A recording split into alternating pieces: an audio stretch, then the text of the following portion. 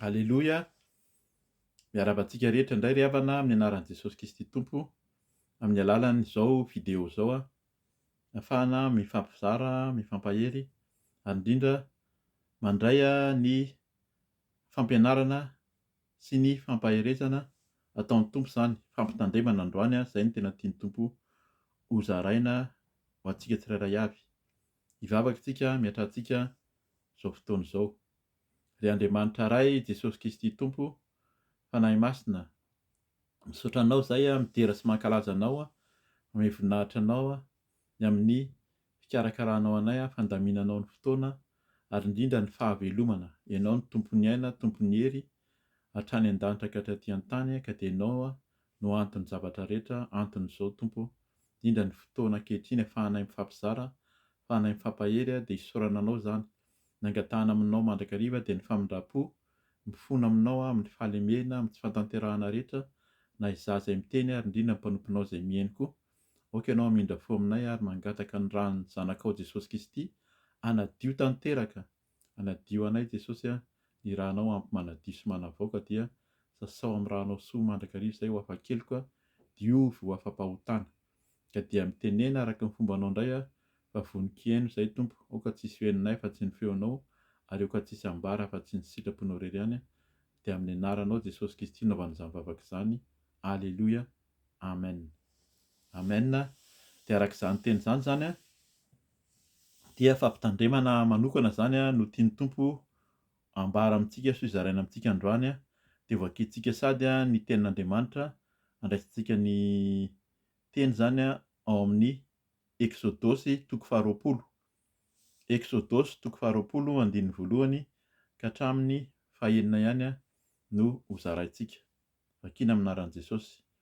Ireo teny folo na didy folo, izay zany ny lohateny ataon'ny baiboliko. Amin'ny anaran'i Jesosy dia nilaza izao teny rehetra izao Andriamanitra: izao no Tompo Andriamanitrao izay nitondra anao nivoaka avy tany amin'ny tany Ezipta tamin'ny trano nanandevozana.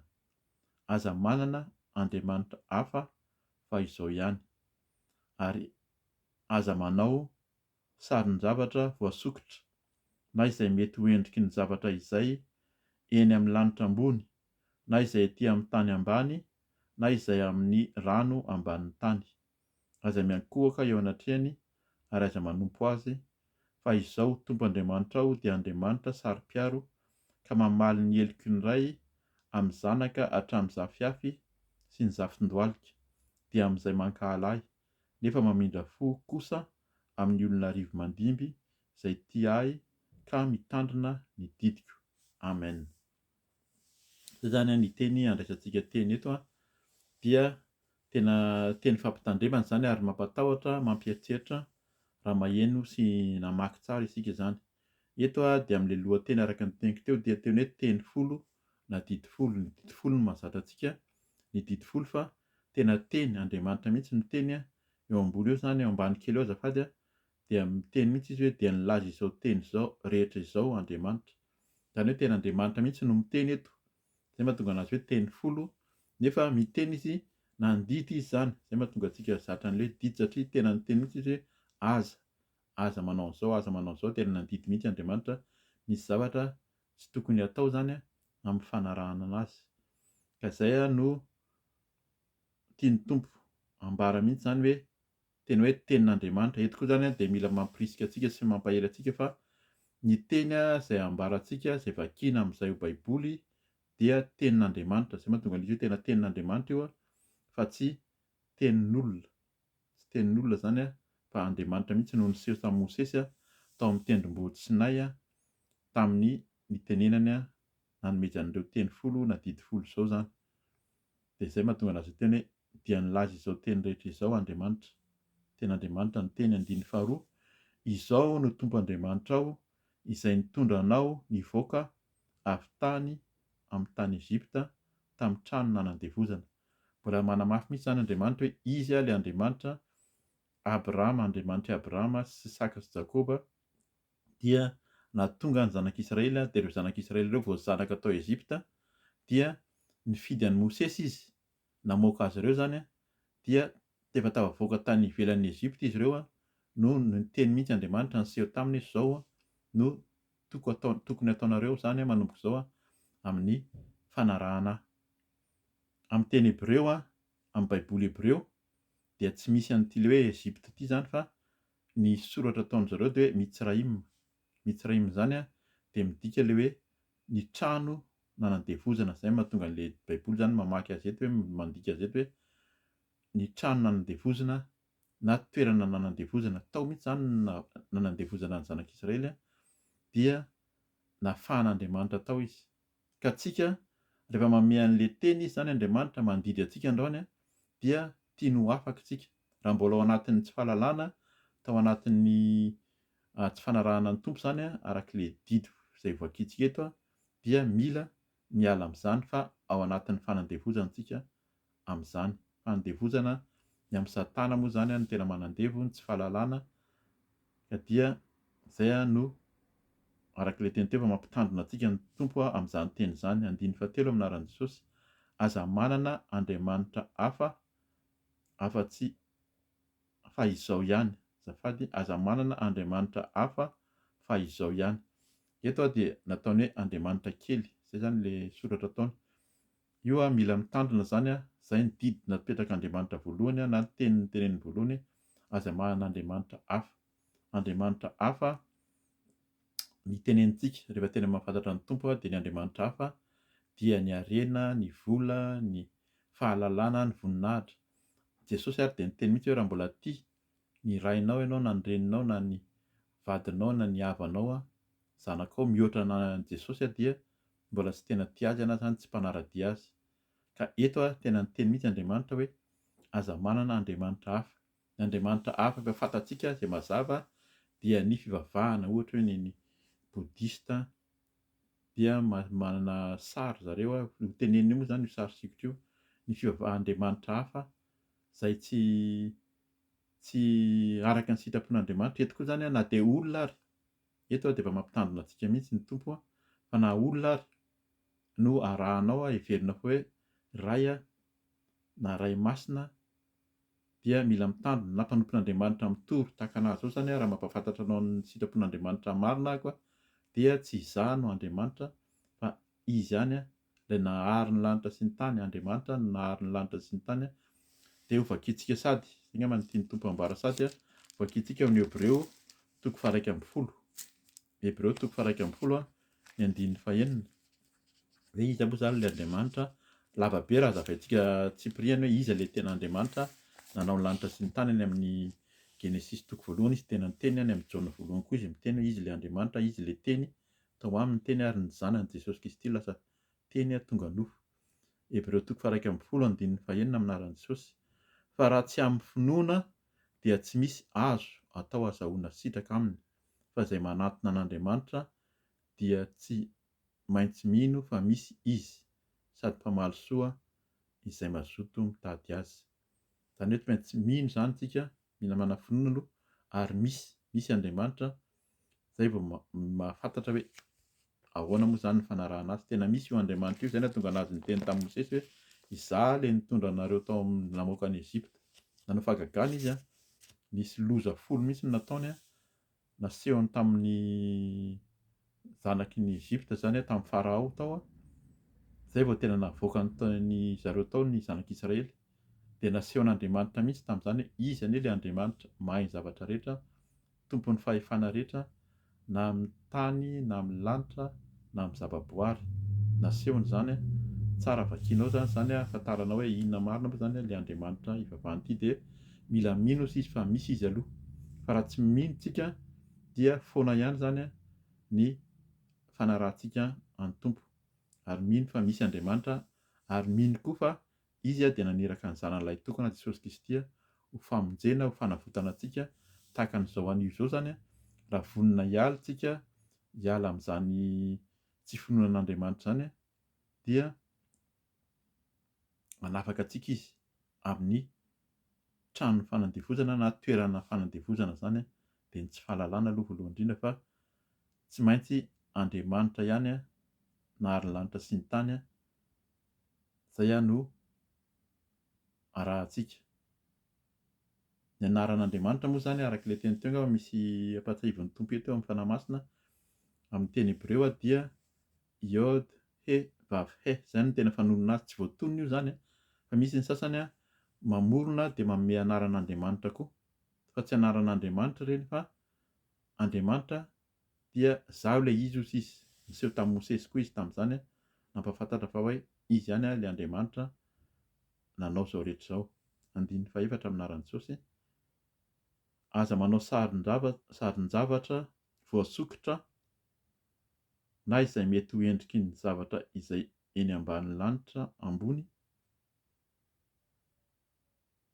Azafady, aza manao sarin-javatra voasokitra na izay mety ho endriky ny zavatra izay eny amin'ny lanitra ambony na izay ety amin'ny tany ambany na izay any amin'ny rano ambanin'ny tany.